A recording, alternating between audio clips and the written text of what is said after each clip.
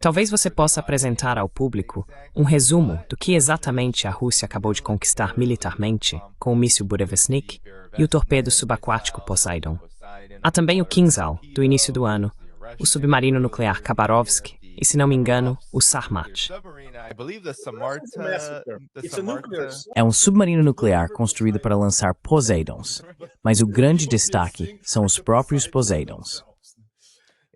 E Putin também deu a entender que outro míssil será lançado em breve, um de carga pesada.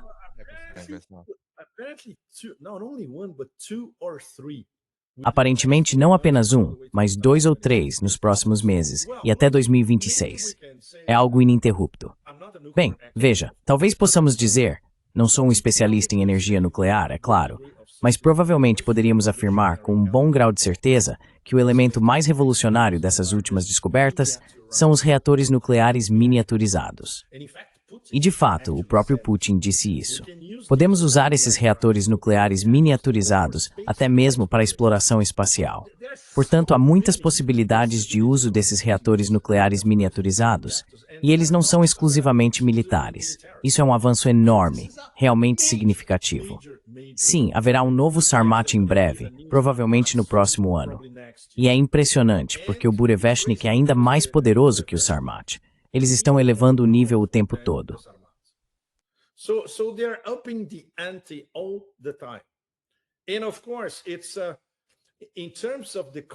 E claro, em termos da continuidade do movimento deles, avanços em energia nuclear aplicada a mísseis balísticos e hipersônicos, ninguém chega nem perto deles. Os chineses estão muito, muito atrás, e os americanos, bem, 2 ou 3 gerações atrás. Portanto, as aplicações civis serão tão importantes quanto as militares. E, obviamente, retomando o que nosso amigo, o grão-mestre taoísta Sergei Lavrov, disse há alguns dias, após aqueles testes, houve essencialmente um silêncio ensurdecedor em todo o Ocidente, porque eles nem sabiam o que estava acontecendo. Não puderam dizer nada, porque nem conseguiam situar aquilo em lugar algum. Não tinham a estrutura conceitual para compreender esses testes ou quão importantes eles são.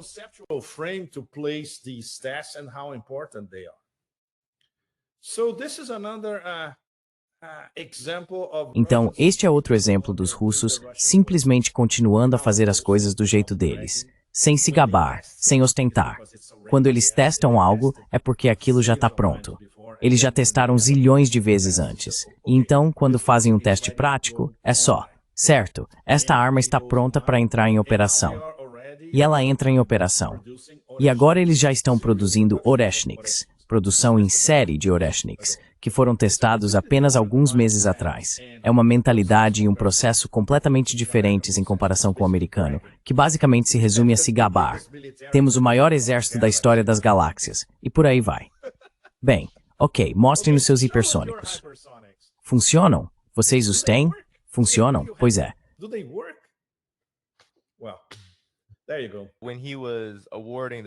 Quando ele concedeu prêmios estatais aos desenvolvedores do Burevestnik e do Poseidon, ele disse que essas armas alcançarão a paridade estratégica por todo o século XXI.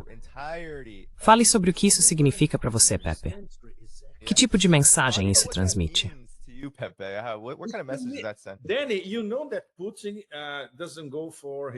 Dani, você sabe que o Putin não é de exageros. Ele é uma pessoa muito ponderada, frio, calculista. Então, quando ele diz algo assim, quando estamos falando dos próximos 75 anos, é porque seus cientistas o informaram sobre as aplicações civis e militares disso, especialmente desses reatores nucleares miniaturizados, e eles já estão trabalhando neles. Então, obviamente, ele colocou isso de forma absolutamente... É como um raio de Zeus, essa frase por si só. Isso significa não apenas paridade estratégica, mas dissuasão estratégica e estar acima de qualquer concorrente de mesmo nível. Na verdade, há apenas um nos Estados Unidos para o resto do século. Uau! Você consegue imaginar como isso está sendo digerido no Pentágono pelo próprio secretário das Guerras Eternas?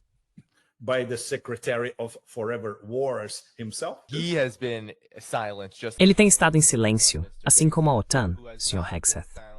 Mas quem não ficou em silêncio, e eu vou mostrar isso, foi a reação de IA que Donald Trump deu.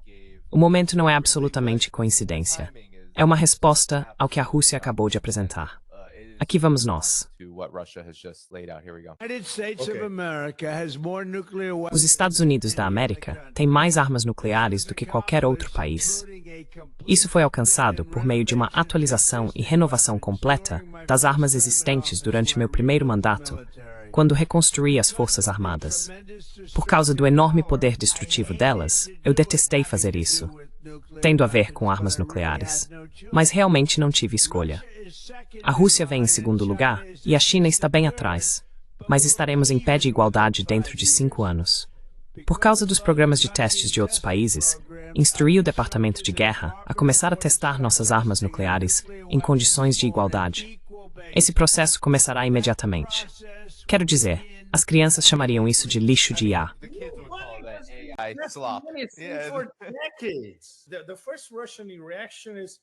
A primeira reação dos russos foi: ele sabe o que está dizendo? Obviamente, eles concluíram imediatamente que ele não fazia ideia do que estava dizendo. É por isso que Putin e Belousov têm sido muito cautelosos ao afirmar: certo, se ele realmente disse isso e está ordenando testes nucleares americanos a partir de agora, nós também faremos nossos próprios testes nucleares. Não há dúvida quanto a isso. E, obviamente, os chineses também farão o mesmo. Os norte-coreanos, a Índia, o Paquistão, todos. Agora é temporada aberta para testes nucleares. Quero esclarecer para todos na plateia que acabaram de ver isso. Algumas pessoas estão dizendo, isso é IA. Isso é IA. Sim, Trump costuma divulgar o que os jovens chamariam de porcaria de IA. Aquilo era IA. Era a mensagem oficial vinda de Washington. Essa foi uma mensagem oficial e os russos a levaram muito a sério. Muito a sério. Então agora eles estão dizendo, certo, vamos esperar um pouco, vamos ver se o assunto volta à tona e se há algum movimento em direção aos testes. Se for esse o caso, nós também estamos dentro.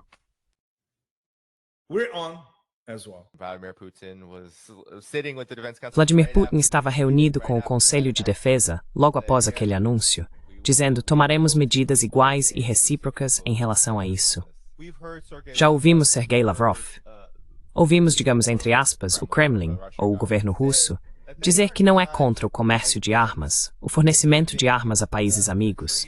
Tivemos parlamentares dentro do Kremlin dizendo isso sobre a Venezuela. Mas é claro, sabemos da situação do Irã e de todos os rumores que circulam a respeito. Mas sabemos que o comércio militar da Rússia também faz parte do que ela realiza com esses países, sem dúvida. Exatamente.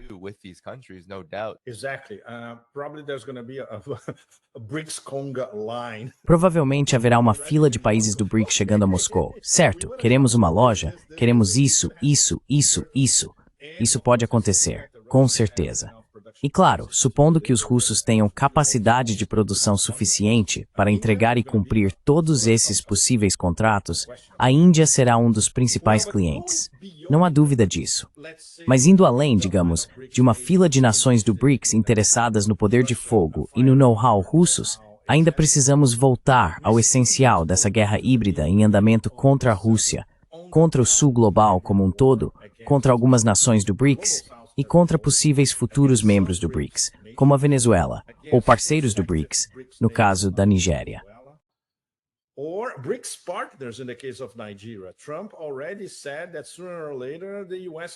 Trump já disse que mais cedo ou mais tarde os Estados Unidos vão intervir na Nigéria. Isso nos leva a uma das questões centrais, um ano após a cúpula do BRICS em Kazan, que foi muito bem sucedida no ano passado. O BRICS como grupo está trabalhando em uma estratégia coordenada para pelo menos enfrentar o império que está liberando sua fúria, vingança, impotência, ódio puro, ódio ideológico por todo o sul global. Quão coeso o BRICS é nesse assunto?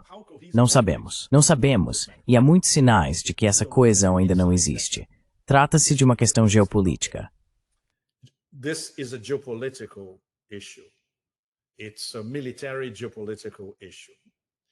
É uma questão militar geopolítica. É bem diferente do que o BRICS concorda em termos geoeconômicos, especialmente o que foi acordado no ano passado em Kazan e o que eles continuam a implementar. Esse laboratório do BRICS, como eu chamo, ainda está testando todos os tipos de sistemas alternativos de liquidação, etc.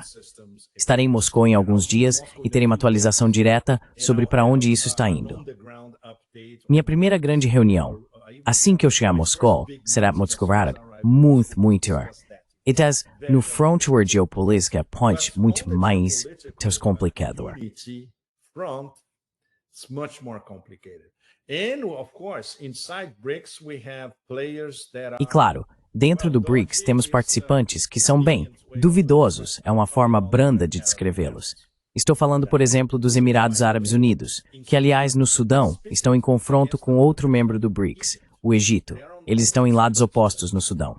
E o Sudão, claro, os americanos também estão de olho no Sudão. Em termos da África, há tantos pontos de tensão diferentes que o Império pode usar para desestabilizar certas regiões. Por exemplo, os franceses estiveram diretamente envolvidos, mas os americanos estiveram indiretamente envolvidos nessa última investida da Al-Qaeda no Mali, que, ao que parece, por enquanto está sob controle. Mas eles voltarão, sem dúvida.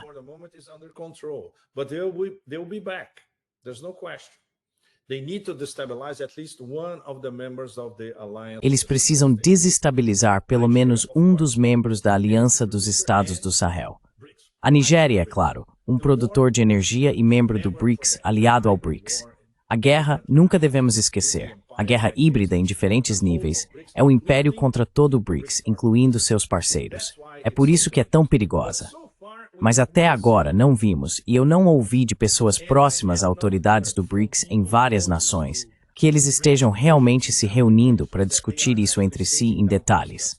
Eles falam muito sobre geoeconomia, sistemas de liquidação, aumento do comércio em suas próprias moedas, mas não sobre uma estratégia geral do BRICS para enfrentar o império.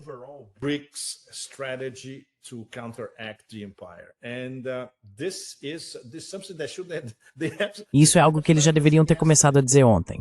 Está demorando demais. Mais cedo ou mais tarde poderemos ter um membro dos BRICS caindo, ou um parceiro dos BRICS caindo, ou uma desestabilização direta pelo império de um membro ou parceiro dos BRICS. É extremamente perigoso. Extremamente perigoso. Mas ainda não há vontade política, Danny, infelizmente. Estou te dando a leitura realista de como as coisas estão indo. E claro, todos sabemos que dentro dos BRICS, tudo depende dos dois principais decisores, a parceria estratégica Rússia-China. E eles têm tantos assuntos complicados para resolver no momento.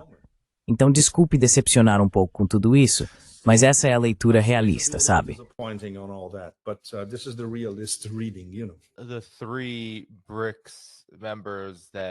Os 3 membros dos BRICS que estão realmente pressionando para acelerar o processo são Rússia, China e Irã. Todos os outros estão meio que tentando alcançar, especialmente no campo geopolítico e político.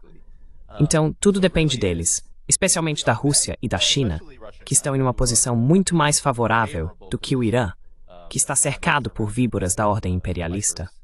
Essa parece ser a necessidade, sabe? E você mencionou que recentemente a Malásia foi ameaçada pelo embaixador dos Dasdozimend. Exatamente. Disseram a eles, não entrem nos BRICS. Isso não é do seu interesse. É do seu interesse ficar conosco. Even after they treated Trump as Mesmo depois de terem tratado Trump como um de seus sultões, Trump foi tratado quase como um sultão malaio quando visitou. Os malaios são extremamente corteses, supereducados, gentis e assim por diante.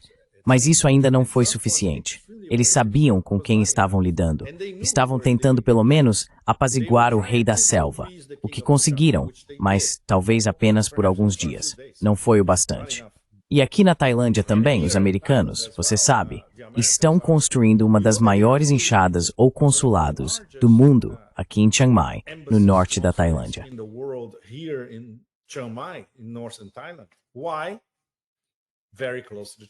Por quê? Muito perto da fronteira chinesa. E obviamente o governo tailandês precisa ser muito cuidadoso. Eles não podem antagonizar os americanos diretamente. Há muitos interesses americanos aqui em toda a Tailândia. Então é complicado. Sabe, mesmo que o relacionamento deles com a China seja muito forte, especialmente a relação entre a monarquia tailandesa e o Partido Comunista Chinês, algo que muito pouca gente conhece.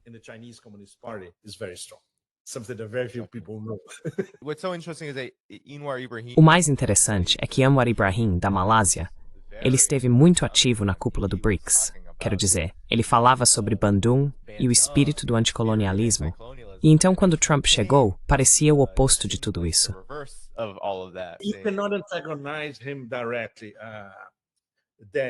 Você não pode antagonizá-lo diretamente. Danny, acho que era um veterano. Anwar é um dos diplomatas mais inteligentes do mundo e também um sobrevivente. Você viu? Uma das coisas que ele disse a Trump foi extremamente sofisticada, mas era uma espécie de abordagem de sedução que ele sabia que funcionaria. Ele disse, olha, eu já fui preso, você quase foi preso. Então temos algumas coisas em comum. Trump riu disso. Trump entendeu o recado. Então, sabe, você não mexe com um cara que já foi preso, voltou e agora é o líder do seu país. O mesmo vale para o Lula. Lula também já foi preso. Você não mexe com o Lula. E Trump não pode mexer com o Lula diretamente. Isso é algo que ele aprendeu mesmo depois do breve encontro entre eles.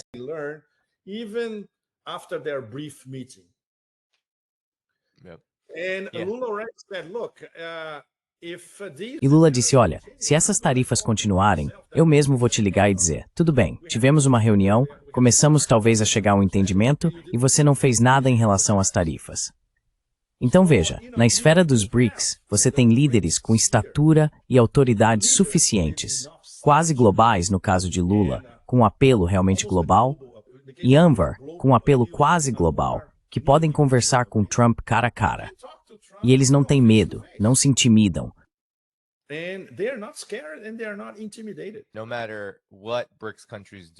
Não importa o que os países do BRICS façam, exatamente como você disse, para evitar confrontar Donald Trump diretamente, para apaziguá-lo, para garantir que não o provoquem, porque é realmente um caos. Caos, sim. Mais do que qualquer tipo de ação coordenada do tipo, se fizermos isso com o Trump, vamos sofrer um ataque XYZ. Trata-se mais de provocar o caos quando o temperamento de Donald Trump é acionado. Então aqui está o embaixador dos Estados Unidos na Malásia. Ameaça-te.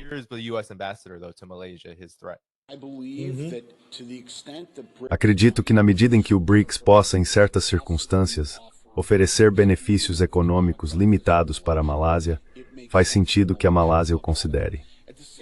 Ao mesmo tempo, acho muito importante reconhecer de onde vem a prosperidade de longo prazo da Malásia, que, em nossa visão, é de sua profunda integração às cadeias de suprimentos ocidentais. Meu Deus. Com esse sotaque, Pepe, você não diria que ele foi treinado em Washington, né? Esse imbecil não sabe nada sobre as cadeias de suprimentos intra-asiáticas, aquelas que realmente importam. Leste asiático, ASEAN e ASEAN com o leste asiático, especialmente ASEAN-China. Obviamente ele não sabe porcaria nenhuma sobre nada disso. A Malásia também está integrada à cadeia de suprimentos global, mas para a ASEAN, global começa com os 10 países da ASEAN, a China e seus parceiros. Além da China, a Índia e o que chamam de ASEAN mais 3. China, Japão e Coreia do Sul. Assim, essas economias relativamente grandes da ASEAN, como Tailândia, Malásia e Indonésia, estão integradas em toda a Ásia Oriental, incluindo o sul da Ásia no caso da Índia e o Nordeste Asiático, com o Japão e a Coreia do Sul.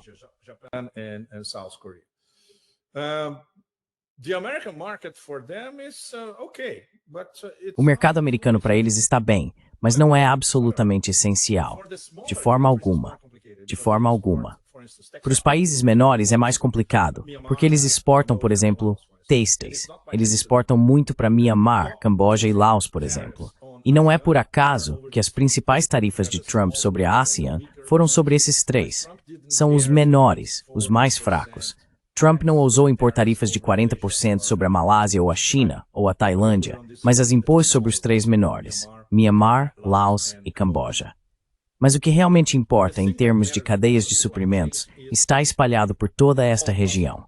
E isso foi discutido durante várias cúpulas realizadas ao mesmo tempo em Kuala Lumpur.